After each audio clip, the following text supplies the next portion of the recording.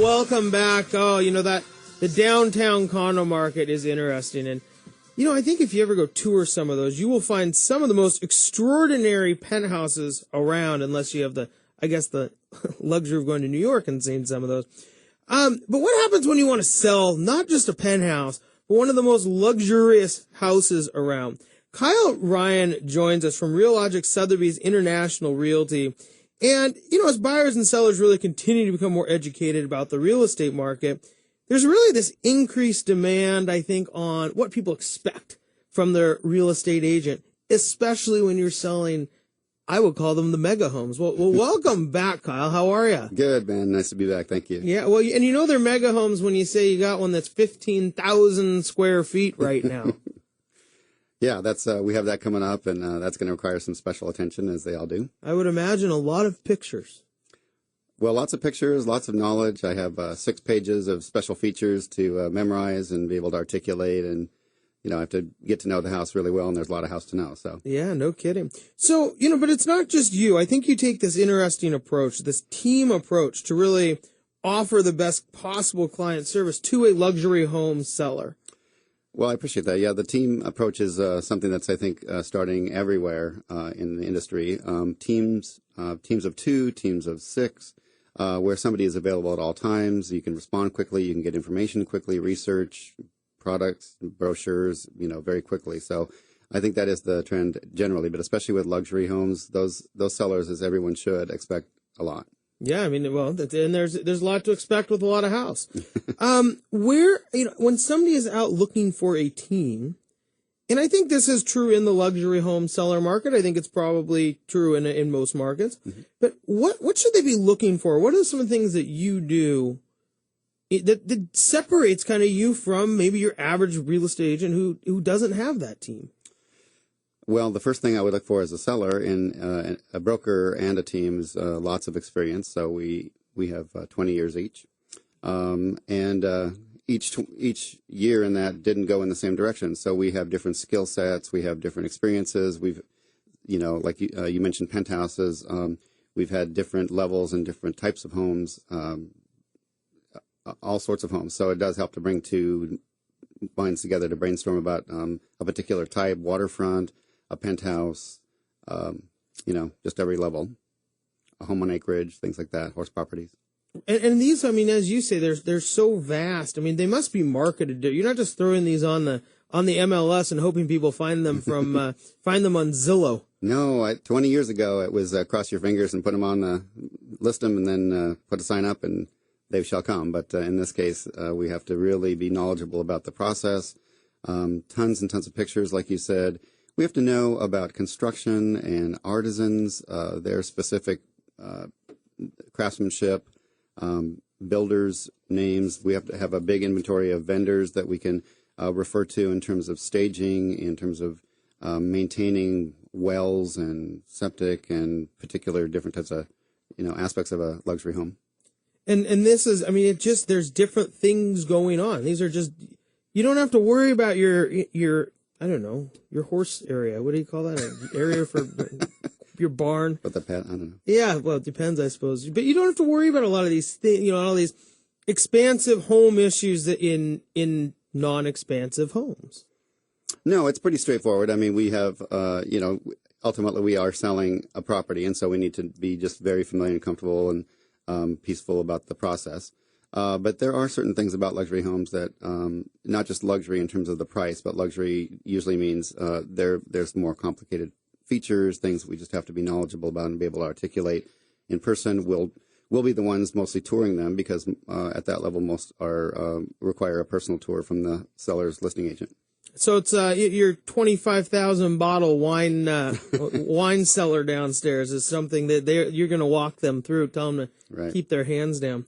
When somebody calls you, that must be a big, if somebody has to have a personal tour, it must be nice to have a team then there to give those tours or at least to be available for those tours.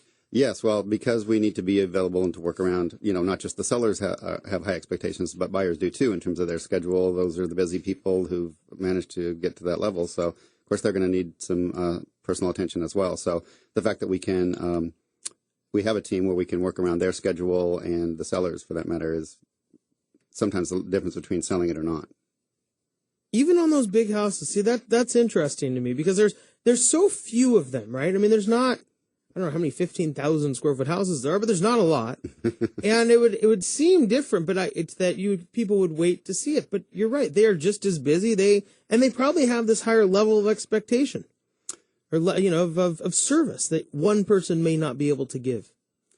Well, that's true. Now, we went into the luxury business, the luxury end of the real estate business, partly because we felt we were already giving luxury service. So it feels the same, frankly. It is there are certain particulars to that, but as long as you give good service, that's really what they expect, and they should.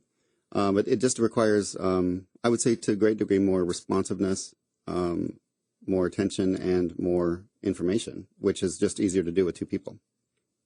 Yes, two heads are better than one. Well, especially if they're creative, every home is individual home, right? And so requires something special. But especially with the more complicated it is, or just special features, you do have to kind of think out of the box in terms of where to place that. Sotheby's International Realty, one of the reasons we love that is just because they have a global reach, and so that means they have global marketing, which there's a ton of choices for how to reach people in Hong Kong and Sydney and New York. So with the luxury houses, and these are obviously more complex homes, bigger, I think would obviously make it more complex. What do you think gives you and Gary this successful relationship to deliver really luxury service to luxury home buyers and sellers? What gives us the... Yeah, I mean, you guys are bringing together people that are not... This is not your average buyer and average seller. I mean, you guys have to really bring a buyer and seller together that probably paths would have never crossed.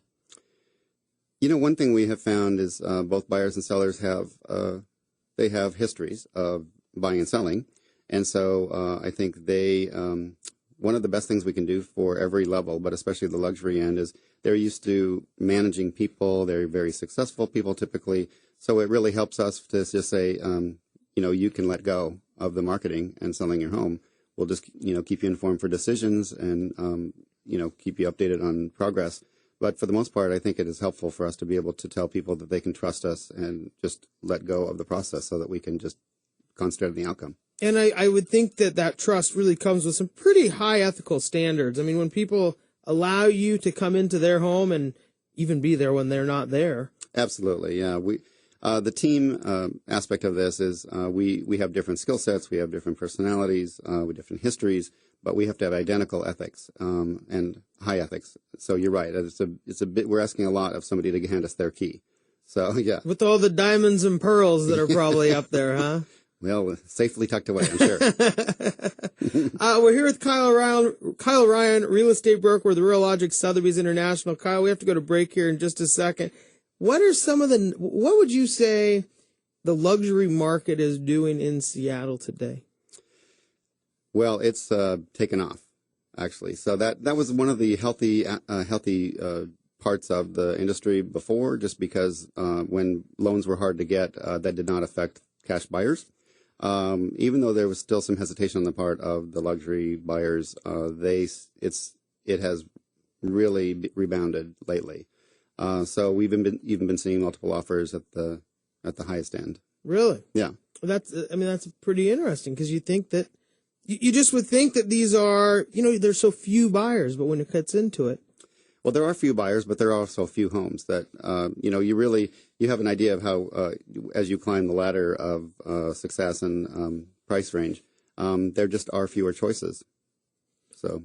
Well, Kyle, thanks so much for joining us. I mean, the fewer choices, I guess, with fewer houses and fewer buyers all creates, again, a hot market. And, I tend to think that if some of the people who are buying the most expensive houses are continually thinking now is a good time to buy, that's probably a pretty good indication, because they probably have a pretty good beat on the economy and what's going on. Yes, the investors are the smart ones picking up houses now, because it's going to be more competitive later. Well, we have to go to break, but when we come back, we are going to discuss more, not necessarily about buying houses, but understanding what you may need to buy to ensure the luxury of your future. My name is Ben Brash, and that was Kyle Ryan. We'll be right back.